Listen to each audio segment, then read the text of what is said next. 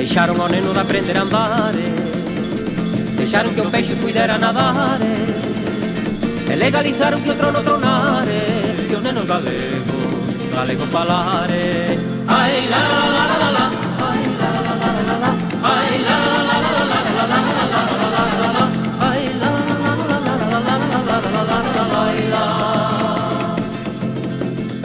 Xa pode na fonte a auga nacer, pode no campeiro a erva medrar, e legalizaronse as flores florece, e os nenos galego falare.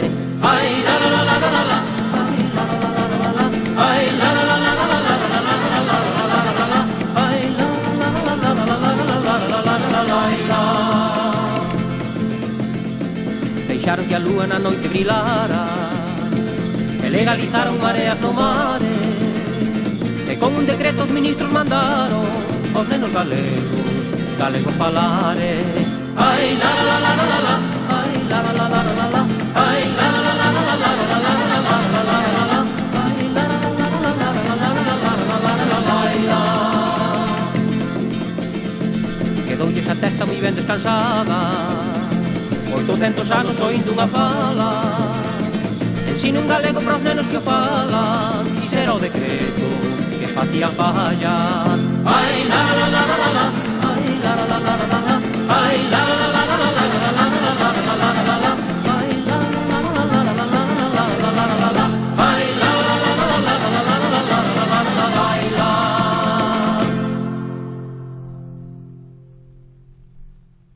Tamén que participa nas jornadas. De decir, como sempre, da que ahora acabo de decir de algo raro, bueno, pues a Vicente e a Asociación Cultural Terra de Outes, que, bueno, que as jornadas xa temos prácticamente por rematar na página da asociación, como as jornadas anteriores, que están todas. Entón, celebramos a conferencia coloquio número 144. Son 18 anos no curso, 14 anos no curso lectivo, facendo este evento de outubro a maio con éxito de público e sin precedentes en ninguna outra actividade deste tipo. Como sempre, falando con persoas que se dedican a isto, tuvemos o Congreso de Xeriatría a semana pasada, fin de semana, onde eu presentei unha comunicación precisamente das jornadas que gustou moitísimo. En algún momento podemos poñela aquí, pero hoxe non era o día, pero probablemente fagamos unha conferencia para explicar o que son as jornadas polo miúdo, con fotos, etc.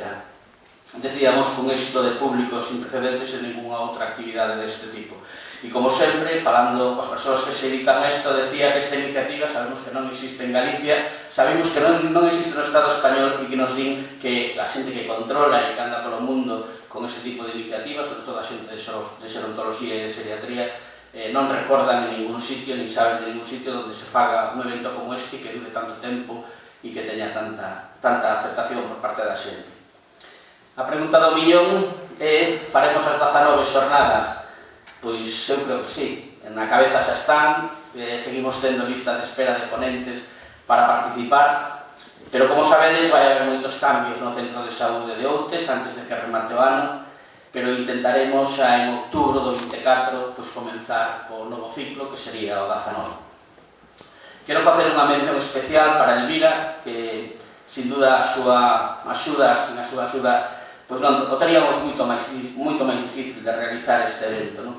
Tamén a xente da Casa da Cultura, agora e antes no Centro Social, que a veces se quedan tamén e non me acordo deles, porque a verdad, por eso escribí para acordarme de todos os que participan dunha forma ou outra nesta actividade, non? E sabemos que se desviven para que todo saia ben, e grazas a Dios todo sale ben. Os problemas que temos son sempre técnicos e os sabemos resolver e os podemos resolver sempre.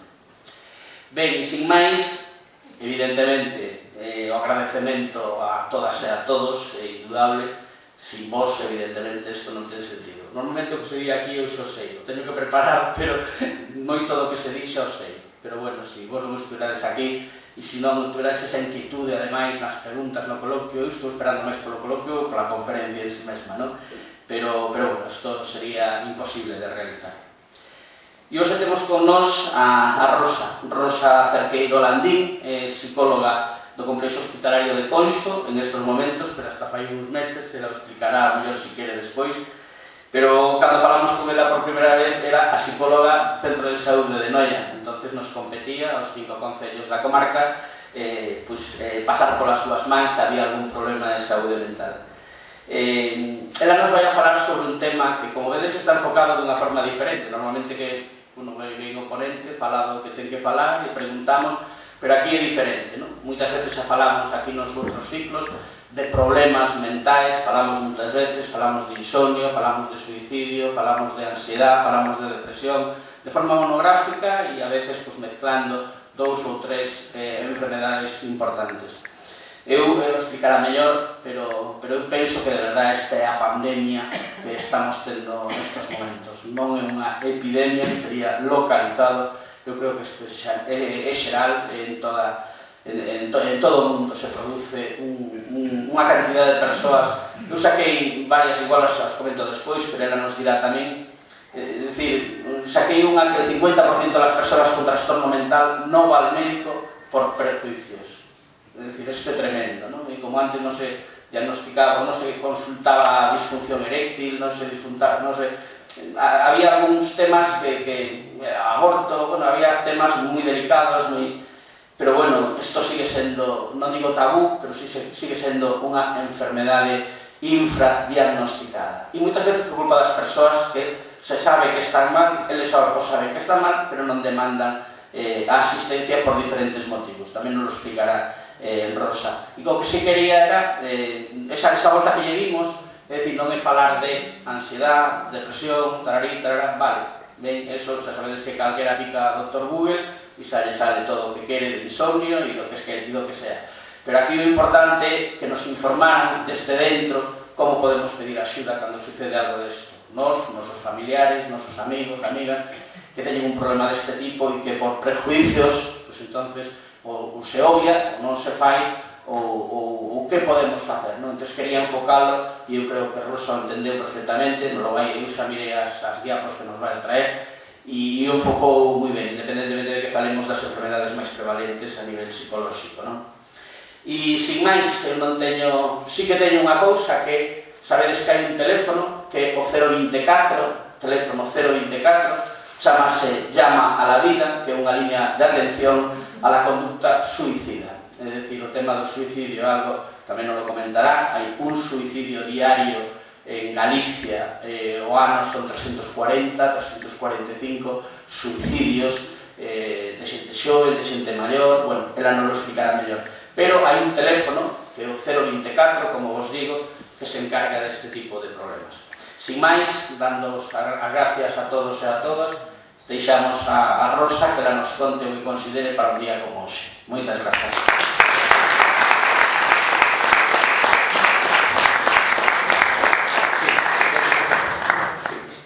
Sí, temos aquí o presidente de Terra de Outes. A verdade é que o chamei de forma personalizada, ainda que sei que Vicente xa se encarga de mandarnos a todos os que somos de Terra de Outes a información. Non sabía que iba a vir, pero se queres comenta unhas palabras sin problema ningún, que o alcalde te espera, que ten prisa, pero por eso espera. Bueno, non sei se me escoitará así en micro, vou me levantar que así escoitarenos mellor.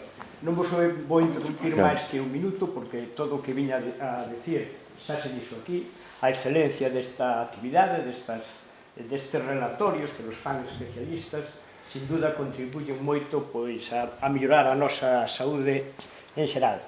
Como os agradecementos xa se fixeron todos, eu quero facer outro agradecemento máis a quizá que menos se agradeceu, porque el non se iba a agradecer a si mesmo, que é o Dr. Dios. O Dr. Dios non só nos coida aí como profesional no centro de saúde, sino que nos ofrece, pois durante 18 anos, que son moitos anos, este tipo de actividade.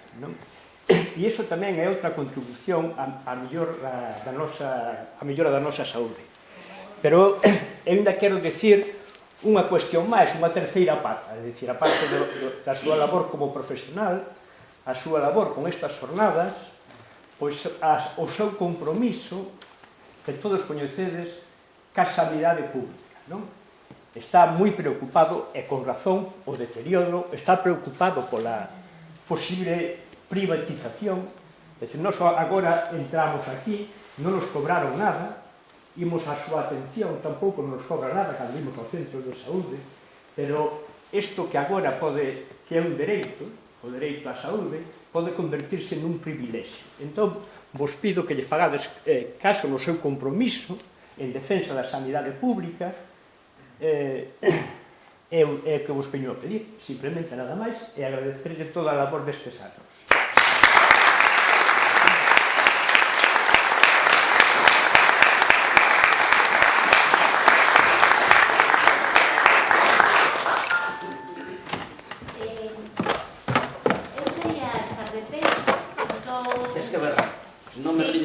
Se me escoita? Sí. Vou intentar falar máis alto do habitual en min, pero se en algún momento non me escoitades, con confianza, vale? Bueno, agradecer antes de nada a invitación a esta charla. A verdade é que cando me di conta, porque cando Xosé me dixo "Queres vir aquí?", bueno, vale, sempre, se me o di Xosé, pois vou. Pero cando souben que era a conferencia de clausura dixen, madre mía.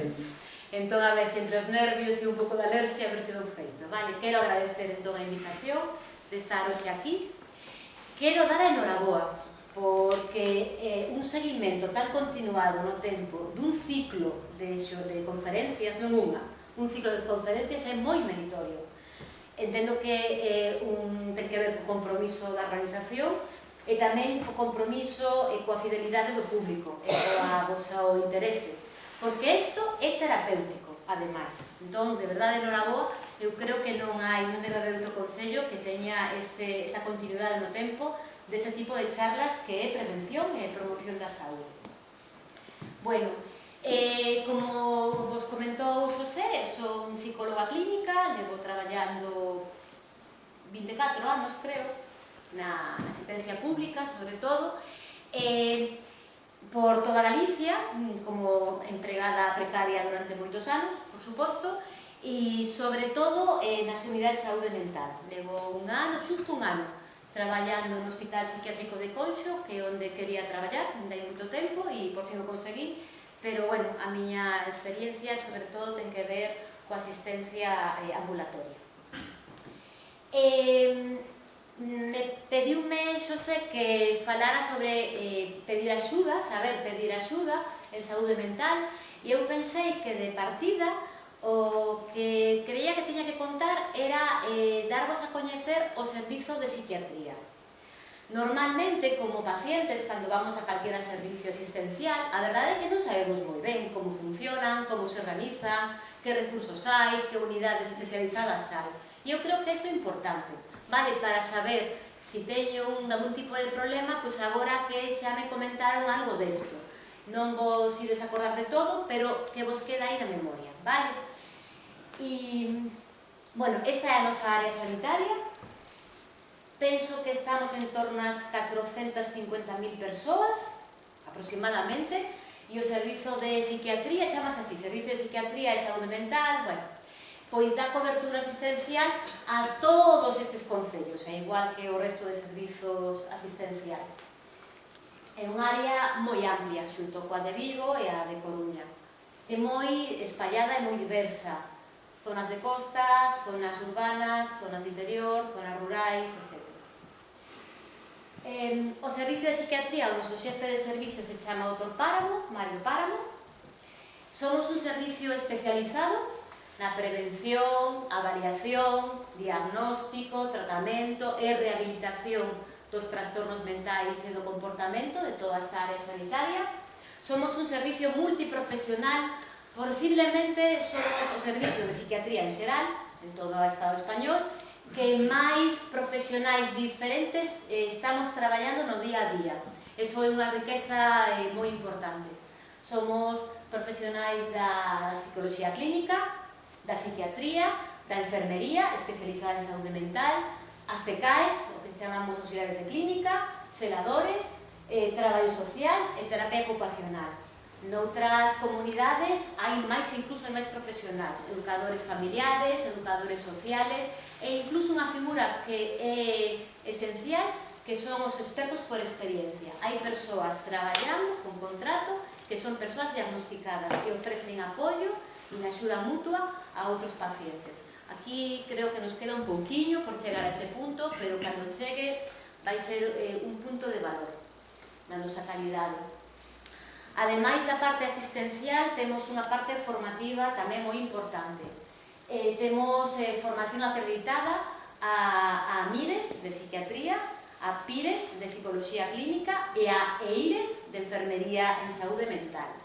Entón, cando escoitedes, que seguramente máis ou menos todos sabedes, pero non sempre, que está fendendo ou está co facultativo un MIR, un PIR ou un EIR ou unha EIR, tendes que saber que son, primeiro, profesionais titulados, xa acabaron a carreira, non son alumnos en prácticas, con contratos, es decir, con deberes e dereitos, como traballadores, que se están formando para especializarse.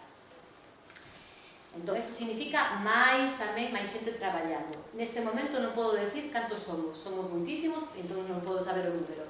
E ademais, colaboramos con diferentes universidades, coas de toda Galicia, nos coa USC, a de Santiago de Compostela, pero tamén con universidades fora de Galiza, para a formación teórico e, sobre todo, práctica dos alumnos, dos estudiantes, tanto de grau, da carreira, como de máster.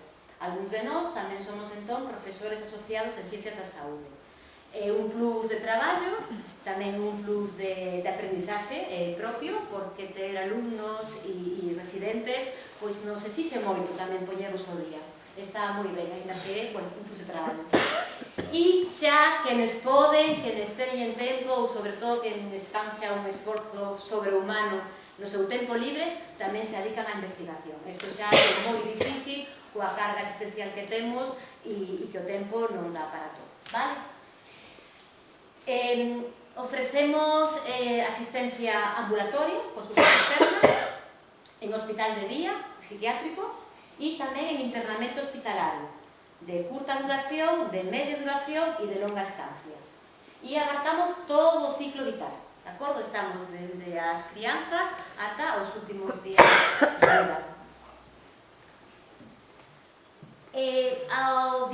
Temos diferentes tipos de dispositivos asistenciais, de unidades asistenciais. A que seguramente máis coñecedes, por ser usuarios, usuarias ou porque os coitades, son as que chamamos USMs, todos sempre con acrónimos, non? Unidades de saúde mental. Neste caso vou falar de adultos. Son estas unidades que a maior parte delas están en un centro de saúde, ainda que abarcan normalmente comarcas ou diferentes concellos, e que teñen esa atención ambulatoria. E recibimos todo tipo de demanda que veña derivada de determinados lugares. Donde máis nos derivan, a maior parte, polo menos un 70%, creo que me quedo corta, é de atención primaria, dos facultativos especialistas en medicina familiar e comunitaria e pediatría, en la que tamén hai outro tipo de profesionais nos centros de saúde. Pero tamén poden derivarse de outros lugares, por exemplo, urxencias hospitalarias, e aí temos un psiquiatra de urxencias fixo sempre pola mañá e os de guardia pola tarde, noite e fines de semana. Atención primaria, ven unha persona e é valorada que é un caso de certa urxencia, entón pode derivar as urxencias do hospital e aí xa pasan a cadena. Tamén poden vir pacientes tras un ingreso hospitalario en psiquiatría, que se les dá alta do hospital, hospitalaria, pero normalmente, na maior parte dos casos, van a ir derivados ás unidades de saúde mental. Tamén podemos recibir pacientes de outros servicios médicos, alergoloxía, traumatoloxía, reumatoloxía, medicina interna, etc. Poden facer a derivación directa. O certo é que normalmente teñen a costume de mandar ao médico de cabeceira e eles ao USM, quitámoslo por descoñecemento. Entón, unha nova carga ao centro de saúde. E, por último, poden chegar dende outros dispositivos da propia rede de saúde mental da área, vale? Colexios, xustizas, tamén derivan, pero a través, de novo, do centro de saúde. De acordo? Unidades de saúde mental, neste momento temos 8. A nosa, a donde traballei, creo que 2 anos e medio, é a que está no Centro de Saúde de Noia. E ven xente dende, a ver se recordo de memoria, Mazaricos, Carnota, Outes, Noia, Lousame e unha parte de Lois, creo que Urdilde. Toda esa poboación, se teñen que acudir á unidade de saúde mental, pois veñen ao Centro de Saúde de Noia. Como vedes, hai certo desplazamento que non todo o mundo lle é fácil, non lle é doado, pois, como por exemplo Muros, Carnota, se as persoas pois, non teñen que desplazarse. Isto, o tema da accesibilidade é un pequeno hándicap. Aquí, na unidade de saúde mental, estamos psiquiatras, normalmente hai dous, en Noia hai solo un, teria que haber un segundo psiquiatra.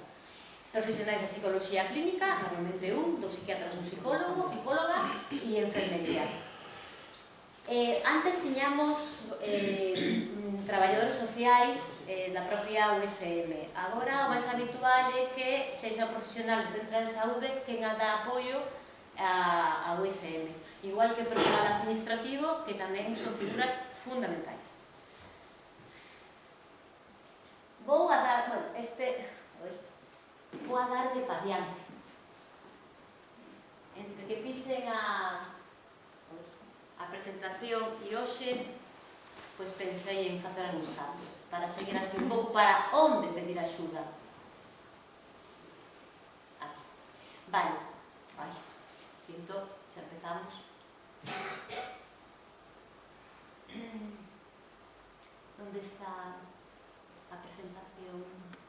Arriba de todo, no medio, no azul triangular. Más a dereita, dereita, dereita, dereita, dereita, máis, a seguinte, é aí. Vale. Vaya por Dios. Vamos a subir directo. Nas USMs é donde tratamos todas as demandas que nos chegan, vale? Non hai unha selección por diagnóstico ou tipo de problema de saúde mental. Pero, ademais, a maiores hai outro tipo de dispositivos que diríamos están pois, como máis específicos para algunhas doenzas. Entón, eso non significa que ese diagnóstico xa vaya para esa unidade, de acordo? Hai veces que pola complexidade do caso, porque require un tratamento máis intensivo ou polas necesidades, pois consideramos que sobrepasa un pouquiño a nosa capacidade resolutiva e son derivados. É o caso, por exemplo, da unidade de psicoxeriatría, que foi a primeira unidade, xa máis de 30 anos, creo, en Galicia, en crearse, sobre todo polo esforzo e compromiso do Raimundo Mateos, que ainda está coordinando esa unidade. A unidade de psicoxeriatría é unha unidade para persoas con doenzas mentais maiores de 65 anos.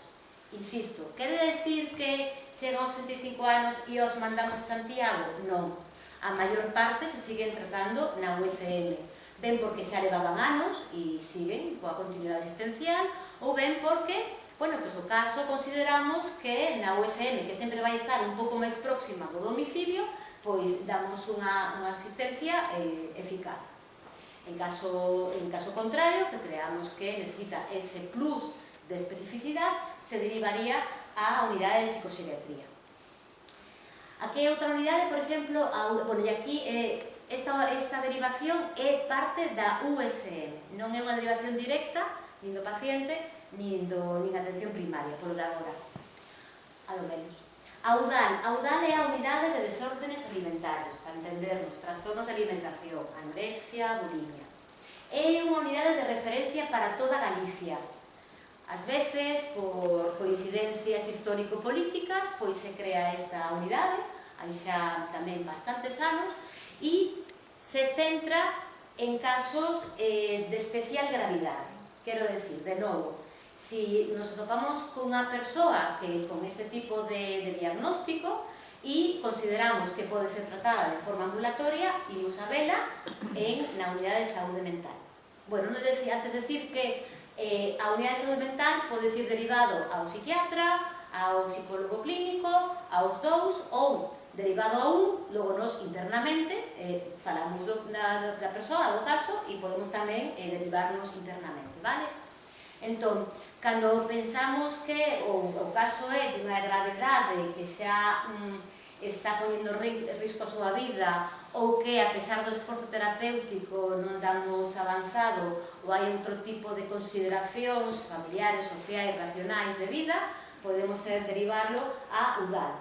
Tamén dende a USM. Non hai unha derivación directa de atención primaria. A UDAL funciona...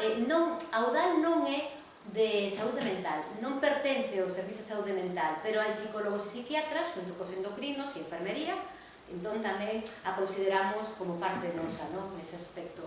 E a UDAL, como decíamos, é un mini servizo porque ten consultas ambulatorias, ten hospital de día, onde as pacientes e os pacientes comen, e fan terapia grupal, como é máis intensivo, e tamén ten camas para internamento en caso necesario.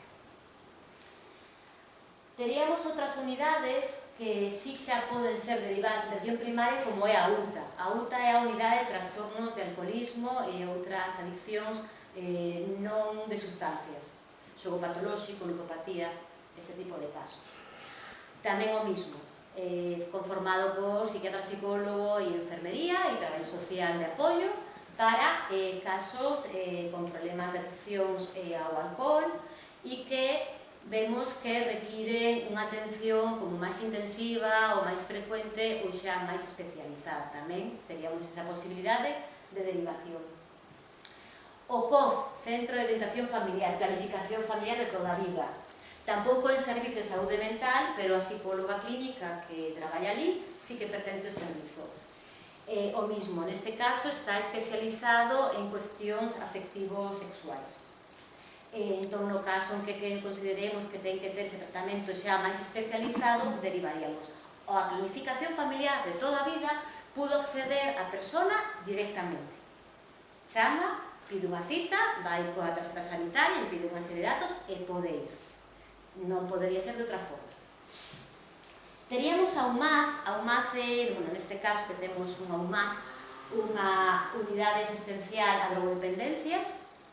A rede de drogodependencias non é unha rede de todo integrada no Sergas.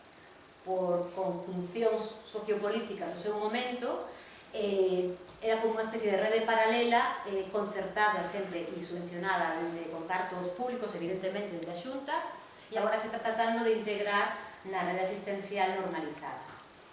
A atención ás persoas con drogodependencias pode ser levada a cabo por unidades municipais, como é, por exemplo, o caso de Noia, que leva a toda a comarca e que tamén está no Centro de Saúde de Noia, ou elevada por asociacións, con moitísimo esforzo de moitos anos, recordados os anos 80, aquel boom, agora non é menos, non é menor, cambiou un pouquiño o perfil, pero teñe moitísimo traballo feito. Tamén ao MAZ se pode ir directamente, vale? E logo temos dúas unidades máis de nova creación, sería a unidade de atención e prevención ás condutas suicidas, levará 1 ano e medio, con moito esforzo e presión social para crear estas unidades. A de Santiago foi a última en crearse, na que un equipo formado por psiquiatra, psicóloga, ahora psicólogo e enfermería, dan unha atención intensiva en cuanto a frecuencia e a intensidade e a coordinación para casos de persoas que, sobre todo, acuden a urxencias ou veñen dun ingreso hospitalario con ideación persistente ou tentativas autolíticas. Están, creando, avanzando, consolidando a unidade, sempre leva un tempo para facer o equipo, ver que casuística hai, para abrir esa posibilidade futura tamén de atención primaria, derivar, falar do caso, coordinarse e, se se decide, pasar a esta unidade, que ten así un programa feito non pechado duns meses, despois do cual, se a persoa mellorou, se pasaría normalmente a USM, ou unha alta, pero a mellor pode ser menos frecuente, ou a USM correspondiente. Se se ve que non, se sigue atendendo, evidentemente. Pero xa é unha é unha asistencia que, bueno, pues, desgraciadamente non podemos dar normalmente nas USMs, que podría ser semanal ou quincenal, porque o caso evidentemente o requiere. E teríamos a unidade de, bueno, chaman así, primeiros episodios psicóticos, de psicose reciente, que tamén se está conformando a día de hoxe, comezou sendo unha especie de plan, estrategia piloto, cun psiquiatra, e agora xa está contratada unha psicóloga e en breve, se non está xa, unha enfermeira. Para que, para casos, normalmente son mozos, xente xove, cun primeiro episodio psicótico, que no que se trata a través deste tratamento tan específico é collelo a tempo. Normalmente a psicose aparece en idades moi novas, cando están iniciando unha trayectoria vital, formación e estudios, e que a psicose quebra e frena. Entón, é un problema engadido que se crea unha especie de bucle coa gravedade que non ten. Entón, estamos intentando coller a tempo, traballar tamén de forma moi intensa, traballar de forma moi integral para que un episodio psicótico non frene a vida das persoas. Vale? Todo isto son unidades ambulatorias. A persoa vive na súa casa e acude á consulta. Sería a parte esa da vosa esquerda. Hai ocasións na que o tratamento ambulatorio non é suficiente pola complexidade, pola gravedade da situación clínica, require un internamento. Entonces, temos dúas unidades de hospitalización psiquiátrica breve, chamadas unidades de agudos, como se soe coñecer. Unha está no Clínicas Ares e outra está no Hospital Provincial. É unha hospitalización ben para observación, ben para diagnose, sobre todo para estabilización clínica, para iniciar a mellor un tratamento no que temos que ver realmente como está a eficacia, se controlan efectos secundarios, etc. Duración a que se precise, non? Está en torno quizá aos 15 días, 3 semanas, pero bueno, aí, a partir de aí, cada caso é diferente. Cando se dá unha estabilización clínica, se dá alta do hospital para pasar a poder ser a unidade de saúde mental, ou, ás veces, a persoa que está suficientemente estabilizada a nivel clínico todavía sigue requerindo un maior esforzo terapéutico, un maior tratamento intensivo. E para iso temos o hospital de día. Pero, neste caso, ainda que a persoa non está del todo recuperada, digamos, pero pode vivir e ten donde vivir en unha casa. E neste caso viría en tipo hospital de día, como en outros servicios, a pasar a mañá e incluso a comer. Vais adiante, pode pasar a ser visto 2 veces a semana, unha vez a semana, según cada un, según o seu tipo. Pero, en principio, é un tratamento intensivo onde a persona regresa á súa casa ao final da mañá. Cando se dé de alta ao hospital de día, de novo pode volver á USM ou a outro tipo de dispositivos. Hai veces en que non se consigue esa estabilización clínica, que son casos graves, de longa evolución, de múltiples ingresos, nos que incluso poden estar de novo ter un ingreso en agudos, pero pensamos e comprobamos e sabemos que esta persona non vai estar en condicións para vivir ben no seu entorno próximo, ás veces tampouco teñen un lugar onde volver ou teñen moitas dificultades. E pensamos que require un ingreso non solamente de maior duración, sino que traballar con máis calma, dunha forma integrada, donde moitos profesionales estamos traballando ao mesmo tempo e en función do que chamamos un plan individualizado de rehabilitación, ou outro PIR. Este non é residente. E neste caso, teríamos as unidades hospitalarias de rehabilitación, que están situadas no Hospital Psiquiátrico de Conxo, que todo o mundo coñece o que é. Hai persoas que levan moitos anos, décadas, vivindo no psiquiátrico, pero eu quero tamén que vos quede a idea de que se está traballando de outra forma, que esa persona que pode necesitar un ingreso no psiquiátrico de Conxo non vai ser para toda a vida, vai ser para tempo, porque aquí non temos prisa, iso é bo, pero para traballar en reducir a discapacidade e o deterioro que leva asociado a súa enfermedade de longa evolución.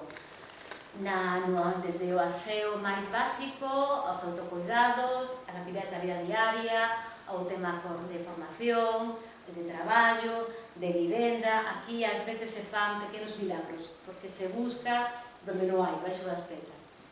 E, pasado ese tempo, poderían sair de alta do hospital psiquiátrico para donde sexa, a súa casa, a súa residencia, a unha residencia nova, a veces unha residencia sociosanitaria, donde mellor poida estar esta persona según o seu nivel de recuperación e a súa discapacidade.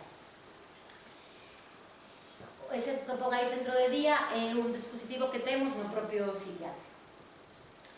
E logo temos, entón, isto é, seríamos persoas que están vivindo na súa casa, onde deciden o poden vivir e veñen a consultas ambulatorias, persoas que viven na súa casa pero están realizando un tratamento máis intensivo, un hospital de día, persoas que temos ingresadas, e temos dous tipos de dispositivos que son moi chulos, que son o dispositivo que se desplaza.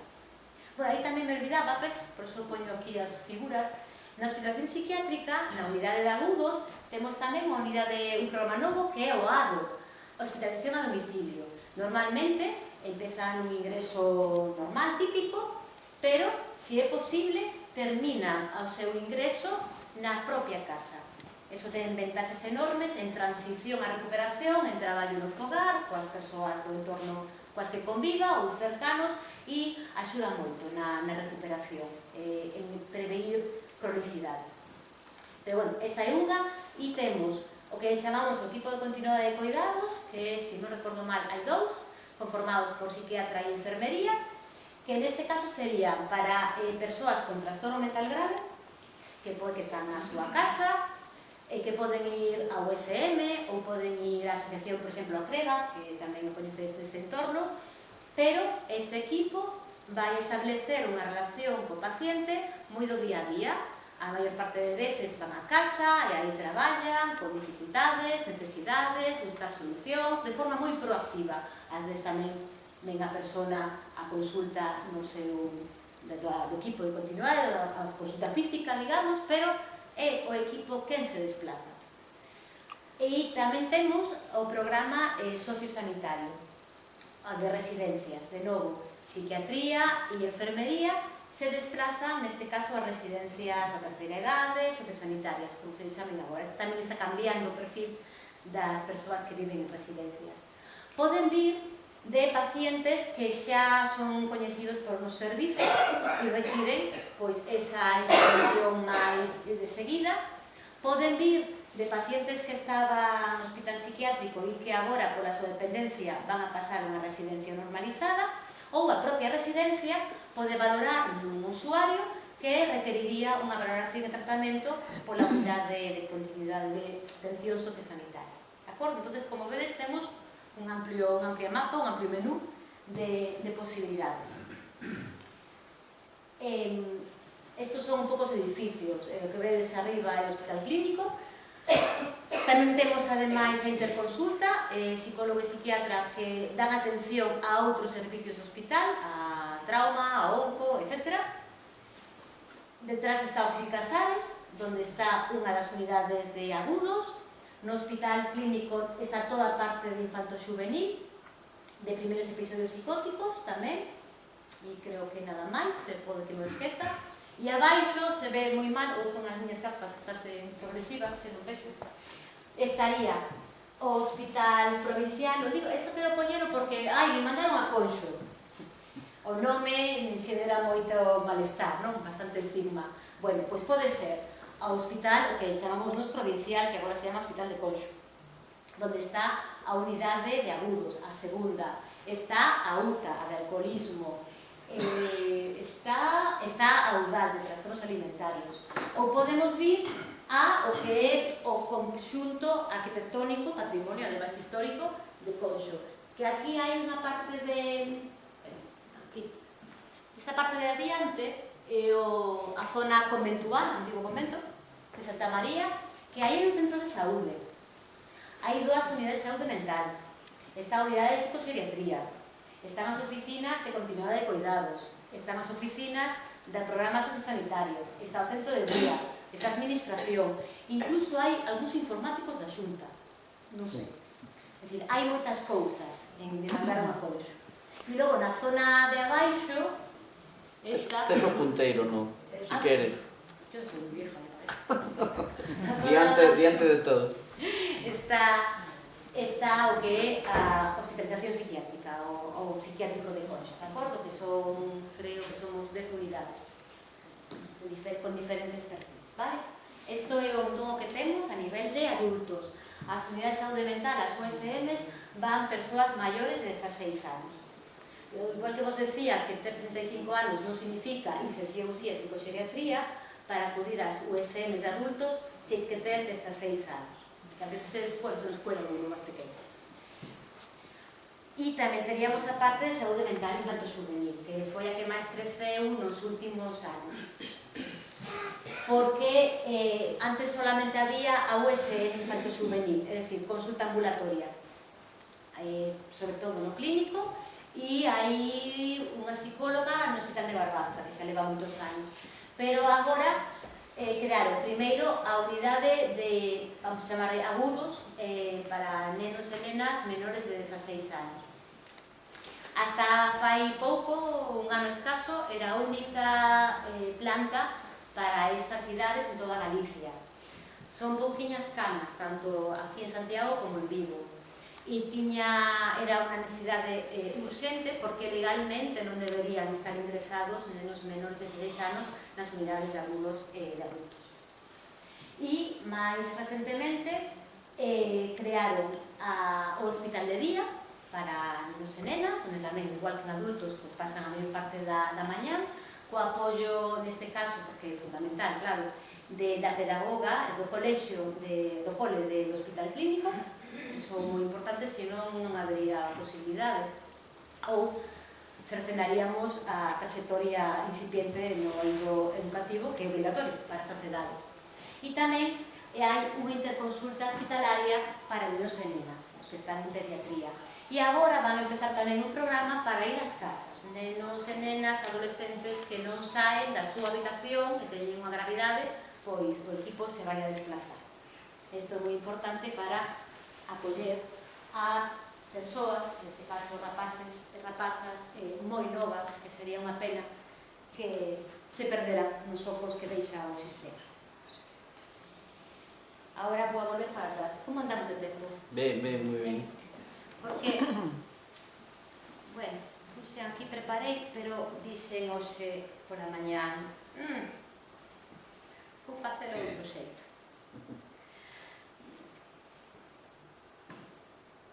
Comentaba onde pedir axuda. Alguna dúda? Alguna pregunta? Xa vou para despois. Agora é saber pedir axuda. Me estaba liando e dixen, isto vai ser un rollo que non se van a enterar de nada. Entonces pensei en como varias ideas, vale? A ver se as logro desenvolver. Que teño unha semana un pouco complicada e estou un pouco cansada. Puntos importantes, vale? Nesto de saber pedir axuda en cuestións de saúde mental. Que debemos facer? Primeiro punto, conectar co malestar. A que me refiero con conectar co malestar? Pasamos moito tempo olvidando eso que estamos sentindo, vale? Non quero pensar nesto, non lle vou dar máis voltas, vou facer cousas para non darme conta do que estou sentindo. Tontería. O malestar sigue aí, pero además vai seguir aí dunha forma amorfa, caótica, desorganizada, xenera máis angustia da que xa tiñamos. Entón, é pararse, é darse conta, é pensar no que está pasando, que nos está pasando, que sentimos no corpo, que estamos tendo moitísimas cefaleas sin que teñamos unha causa orgánica diagnosticada, pero me sigo sentindo mal, dolores musculares, musculoesqueléticos, que non teñen que ser produto de problemas emocionais, vale? Pero isto, que un día tras outro día, sinto que o corazón me vai sair do corpo, cantos nos sentimos así. Eu, xa empezo a baixar un poquinho. No estómago, debilidade, todo me costa, estou como paralizada. Que sinto no corpo? Que está? Como recoñezo os síntomas? Vale? Que estou pensando? Que me estou dicindo? Estou pensando en que a mellor non merece a pena vivir? Que quero morrer? Estou pensando que son unha inútil? Que non valgo para nada? Que todo me sae mal? Estou pensando algo sobre como me sinto deprimida e por que o merezo? Vale? Que nos veñen a cabeza. De verdade, que por moito que pensei, insistemos en vou quitarlo da cabeza, se está aí, é mellor verlo claramente. Requiere certa honestidade, vale? Realmente somos moi honestos para os demais, pero para nós mismos, os últimos en enterarnos. Tamén, pararse a pensar en que facemos, que estamos facendo con ese malestar, que estamos evitando, que estamos deixando de facer, de que estamos escapando, ou que estamos facendo que non é bo para nós. Estamos recurrindo a un par de copas ao día? Estamos poñendo excusas de mal pagador a compañeiros, a veciños, a amigos, a familia, con cada vez excusas máis dispares, máis absurdas para non facer? Estamos deixando de ir a lugares que temos que ir, que nos gustaba ir, ou se ainda que non nos apetecera, pois íbamos e máis, centros comerciais, fines. Estamos deixando de coller o coche. Estamos deixando de comer porque nos vemos gordos, gordas frente ao espello, porque pensamos que somos tan deformes. Temos que, entón, conectar con ese malestar, miralo a cara, vale? Isto é fundamental. Iba a decir outra cousa, pero eso paso para a terceira parte. Primeiro paso, entón, recoñecelo como é. Segunda parte, buscar apoios. É fundamental falar, vale? Iba a decir, pero se me estaba esquecendo, que esta non é a primeira vez que me invitas a esta charla, é a segunda vez. Digo, cando vim por primeira vez, madre mía, o 27 de febreiro de 2020, por pouquiño non chego. 23 anos. Non esperábamos, non estábamos falando casi nada do COVID, pero non cousa de chino, madre mía. A que veño? Por uns días, ou tamén a mellor me servirá para evitar e entón estar menos nerviosa esa vez, pero bueno. Canto tempo pasou unha pandemia. Un efecto da pandemia foi que parece que se está podendo falar máis dos malestares emocionais, non? Por lo menos aparentemente. Que eso de decir, non podo con la vida, é unha frase moi recurrente, estou agotado, estou agobiado, estou con unha sobrecarga que non podo con miña alma, me sinto mal, estou triste, estou moi ansioso, teño ataques de pánico, casi a diario. Parece que eso se pode decir sin que nos vexan como bichos raros. Aparentemente. Non vale para todos os diagnósticos ou para todos os problemas de saúde mental. Hai algúns que todavía rodean un halo de estigma que leva a un prejuizo horroroso, que leva a unha discriminación e que leva a exclusión. Entón, bueno, aí sobre se pode falar máis saúde mental, sí, pero a ver como se fala e sobre que se fala. Pero bueno, sobre todo para ansiedades, o tema afectivo, parece que se está falando, podendo falar máis. Pero ainda así, creo que ao final no noso recurso todavía falamos pouco. Sentimos malestar e o primeiro que soemos facer é replegarnos. Por vergonza, miña abuela decía que coa vergonza non se iba a ninguna parte. E é certo. Non falamos de que nos está pasando. E sempre, ou casi sempre, temos a alguén a quen podemos recurrir. Aos que non podemos recurrir, o temos clarísimo. Entón tampouco te falaríamos destas cousas. Pero sempre hai unha persona a que podemos recurrir. De verdade, que tardar en falar me pasa isto. Así, a do... me envalentón, xa os digo. Só crea máis aflicción, máis pesar, máis sensación de ser raro, de ser unha excepción e ademais de ser débil ou inútil. E iso é alimentar a la bestia. Falando, parte de entenderse a xente, é como un botar fora. Non vos pasou unha vez que cando veña o digo, e como se quita un peso de enriba. Eu o dixen ao principio, estou entre os nervios e a alerxia, xa o dixen. Entón, se agora empeza a temblar, eu xa avisei. Eso é super aliviante, vale? Entón, sempre temos alguén a quen recurrir, alguén da nosa confianza, alguén que sabemos que a mellor incluso nos bota bronca, ou nos intenta animar, pero que sabemos que é unha persona na que podemos confiar, vale? Tamén temos que facer, ademais, pedagogía. Decir tal vez claramente, mira, non quero consellos, simplemente quero unha orella. Ou quero que me fales outras cousas. Ou simplemente ti deixame desafogar, ou que te parece o que me está pasando. Vale? É importantísimo. E iso non está nos profesionais, está na nosa xente, na nosa rede de seguridade, que teremos, todos temos, ou polo menos en Galicia por agora, non estamos neses lugares onde ninguén se fala. Vale? Porque alivia falar, alivia compartir, nos quitamos esa losa de enriba e empezamos a ver que a outra xente lles pasa algo parecido a maior parte de veces. E se non lles pasa, hasta aí. Vale? Un ombro sobre o que chorar, tamén. Unha persona que nos diga que podemos facer, tamén. Pero ademais está esta parte. Salvo que sexamos profesionais do humor, os monólogos son un peñazo. Vale? Cando entramos en monólogo con nos mesmos, somos xuiz, fiscal, defensa pouquísimo e xa temos a sentencia posta.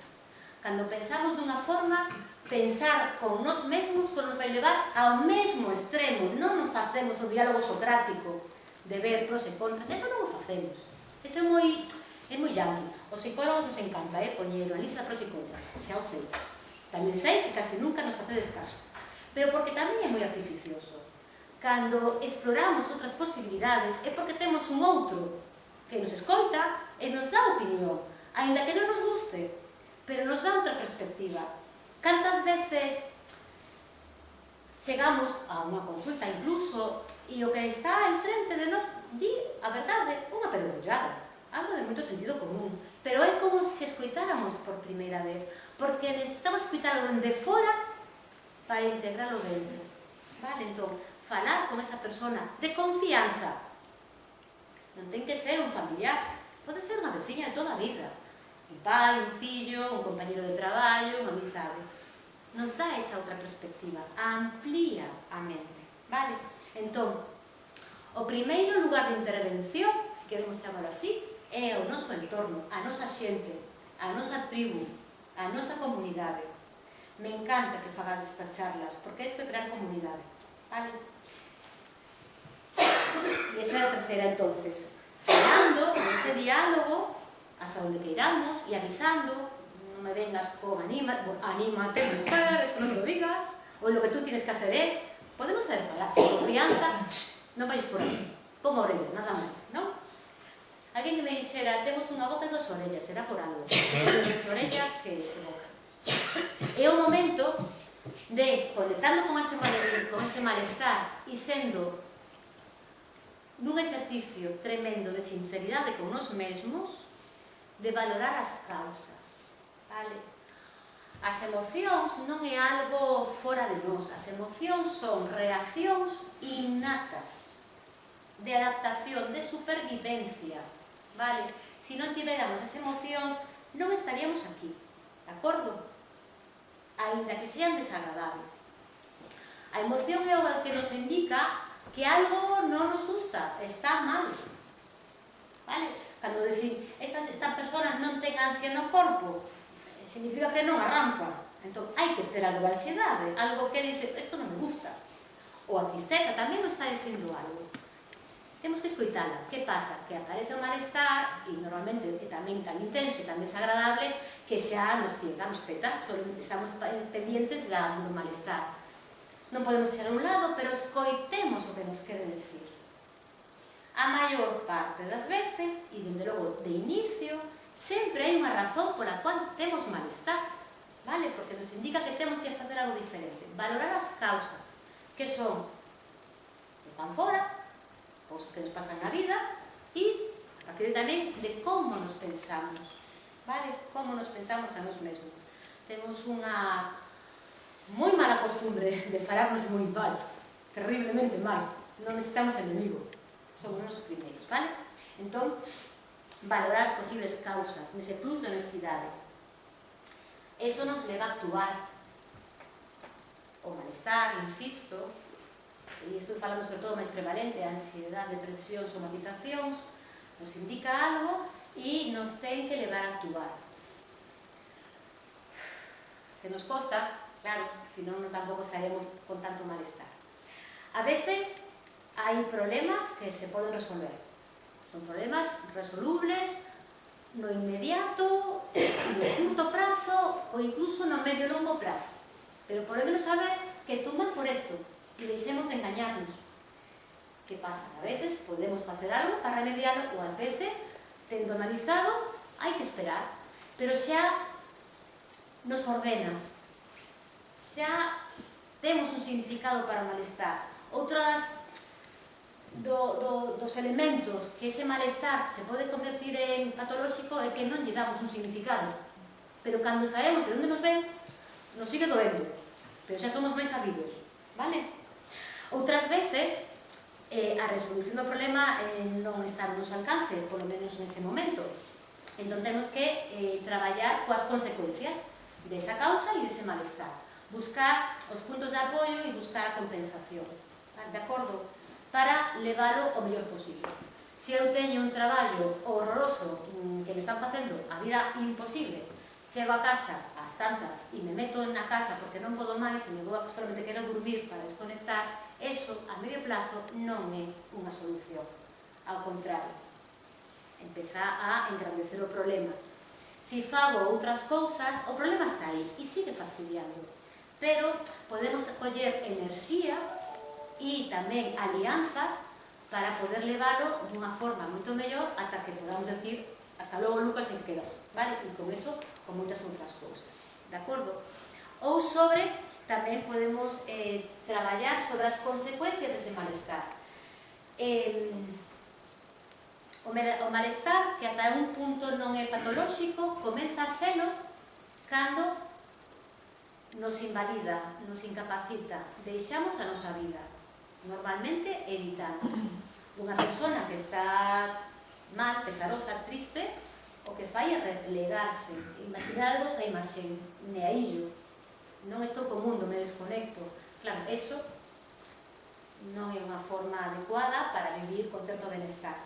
Ou, cando tive unha experiencia de ataques de pánico que é terrible, que unha crisis de angustia é moi terrible, porque en principio, por definición, é inesperada, aparentemente inesperada, me pasou en tal sitio. Bueno, ya está, soluciono, non vou a tal sitio.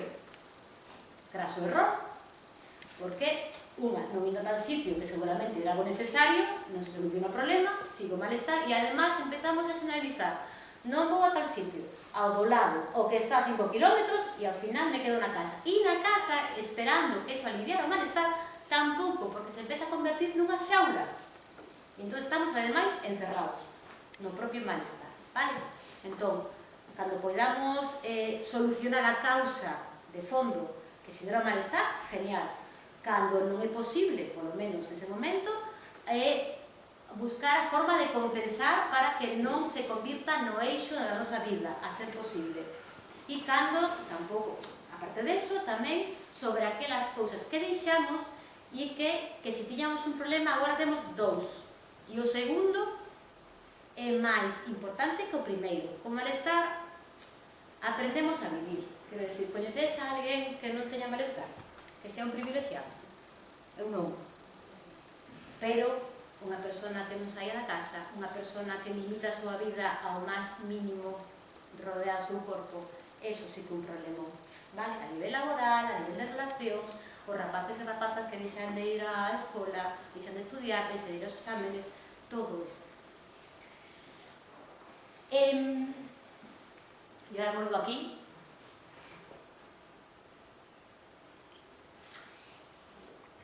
Si con esa primeira intervención cara a nós, segunda intervención cos outros, cos nosos, terceira intervención, non fai falta ter unha carreira para saber o que estamos facendo mal, o que antes facíamos e agora deixamos de facer, está moi claro, non? Non funciona, é o momento de acudir a buscar asesoramento profesional, que non pasa nada. Nos quedou claro que non pasa nada acudindo ao profesional. E a quen vamos a acudir? Decía aquí que o maior derivante é a atención primaria. A atención primaria non é un servizo de saúde mental, algún día collerémoslo, pero por ahora non. Pero ten competencias na atención á saúde mental. Ten competencias por habilidades, por capacidade. 5 minutos. E ten competencias tamén legais. Isto que sale en azul forma parte da carteira de servicios do Sistema Nacional de Saúde, carteira de servicios básica, e fala que a atención primaria ten competencias na atención á saúde mental en coordinación cos servicios de atención especializada. Este é o, non acordo, cuarto nivel de intervención en atención primaria. É onde se resolven a maior parte dos casos de problemas de saúde mental, sobre todo os máis prevalentes. Se fai a primeira intervención, valoración, diagnóstico fundamental, diagnóstico diferencial. Isto fala agora de ansiedade. Hai problemas médicos que levan como síntoma un plus de ansiedade. Se iso non lo contan, non lo explican, tamén se reduce a ansiedade, esa ansiedade secundaria a ansiedade da ansiedade. Fármacos, sustancias tóxicas, xa vos vou decir a todos que causan ansiedade, entre outras. Pero tamén dan información e asesoramento, dan un contexto a ansiedade. O exemplo máis claro é con os ataques de pánico. Cando un ten un ataque de pánico, se algún de vos o tivéchedes, parece que é un infarto. Ou un infarto, ou un ictus, ou que me estou volvendo tonto, depende dos síntomas máis prevalentes. Claro, de repente, normal que se teña angustia. Se se vai a atención primaria canto antes, pois unhas semanas que non cede, vai explicarlo moi ben. E iso xa elimina a metade da sintomatoloxía, vale? Porque se aprende. Tamén dan pautas para evitar esos patróns de evitación e de escape desas situacións que están fomentando e alimentando ese primeiro malestar. E derivan a saúde mental, se así o considera, cando a súa capacidade resolutiva por diferentes cuestións, pois non dá basto. De acordo? Pero, que hai que facerlle? Caso. De acordo? Mistura, vou casa por aquí, por exemplo. Bueno, hai que facerlle caso. En atención primaria, estou falando, por exemplo, de depresión leve moderada, é o primeiro tratamento de elección e atención primaria, e non farmacolóxico, unha serie de pautas sobre o sono, sobre o exercicio físico, sobre eso. Veña, por que a semana que ven non te animas a facer isto que facías antes? Pequenas cousas. Hai que seguir as prescripcións. Somos moi malos seguidores das prescripcións. E de partida, ademais, eu quero que me atende un especialista. En saúde mental íamos a decir posiblemente o mismo. Así que corrémonos un paso, está máis cerca, a atención primaria saben do que falan, están fartos de atender ese tipo de problemáticas e se se sigue a pies juntillas, a persona melloramos todos. Igual que o colesterol, igual que a tensión, estas cositas. Bueno, en fin, vale. E en caso de que o tratamento de elección, ademais, para casos leves de ansiedade, de depresión, de insomnio, non é os fármacos. Poña por aquí, redefinir expectativas, ao final de todo. Paciencia, non hai un produto milagro. Igual que os nosos problemas non van a desaparecer, por moito que pechemos os olhos e a ver se ao día seguinte desapareceu. Unha pastilla tampouco dá, pode ser necesaria por todo o tempo, pero temos que poñer en marcha eso que xa sabemos facer. Sempre digo unha cousa, e non a digo solamente eu. As persoas temos capacidade para resolver os nosos problemas. Alguén de aquí lle resolver os problemas? A nosa vida é sencilla e é un puro privilexio, de verdade. Eu teño sempre que recordarlo, facendo un pouco un repaso a biografía. E isto, que é unha supervivente nata. Por que agora imos a pensar doutra forma? Entón, recordar isto, ao mesmo tempo que tamén recordamos que non somos illas. Unha persona dende que nace, se está sola, non sobrevive. E de adultos tampouco. Somos sociedade por algo. É dicir, non pasa nada. Temos que buscar sempre o apoio mutuo. Eu agora hacia ti e ti hacia mí, ou a fulanito ou menganito, vale? Entón, temos que recordar isto. A maior parte das cousas que empeoran os problemas de saúde mental é eso, é engurruñarnos, pensar que somos raros, que somos débiles e que non se pode contar porque isto non lle pasou a ninguén e son unha persona que non sabe. Non, todo o contrario, vale? hai situacións da vida que superan calquera capacidade humana. Solos nos agrupamos e outra cousa. Igual que conseguimos cousas cando saímos á rúa a defender os nosos dereitos. Que crees? Que vamos a fazer caso a un? Non, pero somos tan humildes, cambiamos o curso da historia, vale? E por ahora nada máis, se me quedei sin tempo. Bueno, pues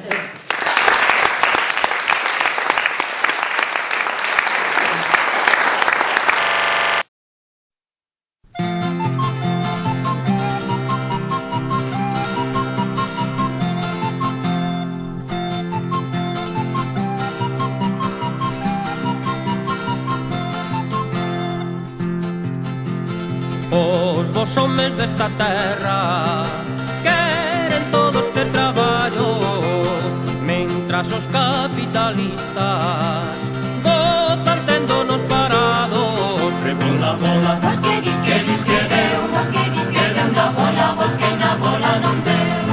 Rebola, bola, vos que dis que dis que deu, vos que dis que deu na bola, vos que na bola non deu. moitos falan o galego con finura e porque é moda, mais pra falalo con xeito hai que mamalo na escola.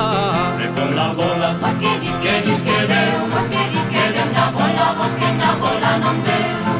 Rebola, bola, vos que dis que dis que deu, vos que dis que deu na bola, vos que na bola non deu. Tranno la carne de fora, negocio dunhos larpeiros, e o que teñamos becerros, e o sei terreno palleiro. Rebola, bola, Vos que dis que deu, vos que dis que deu na bola, vos que na bola non deu. Rebola, bola, vos que dis que dis que deu, vos que dis que deu na bola, vos que na bola non deu. Os diputados galegos sonche moi ben educados, falan moi ben nesta terra e en Madrid están calados. Rebola, bola, Vos que dis que deu, vos que dis que deu na bola, vos que na bola non deu. Rebola, bola, vos que dis que dis que deu, vos que dis que deu na bola, vos que na bola non deu. galegos oportunistas xa se veu o que buscaban, presumir de autonomistas desde a capital de España. Rebola, bola, Vos que dis que deu, vos que dis que deu na bola, vos que na bola non deu. Rebola, bola, vos que dis que dis que deu, vos que dis que deu na bola, vos que na bola non deu. pediron votos galegos e non lles tivemos perda, e agora dannos las gracias un estatuto da merda. Rebola, bola, Vos que dis que deu, vos que dis que deu na bola, vos que na bola non deu. Rebola, bola, vos que dis que dis que deu, vos que dis que deu na bola, vos que na bola non deu. xa temos unha autopista, xa corremos como un raio, e as outras carreteiriñas tocadiñas do carallo. Rebola, bola, Vos que dis que deu, vos que dis que deu na bola, vos que na bola non deu. Rebola, bola, vos que dis que dis que deu, vos que dis que deu na bola, vos que na bola non deu. Rebola o pai, rebola a nai, rebola a filla, e eu como son da familia tamén quero rebolar. Rebola, bola, Vos que dis que deu, vos que dis que deu na bola, vos que na bola non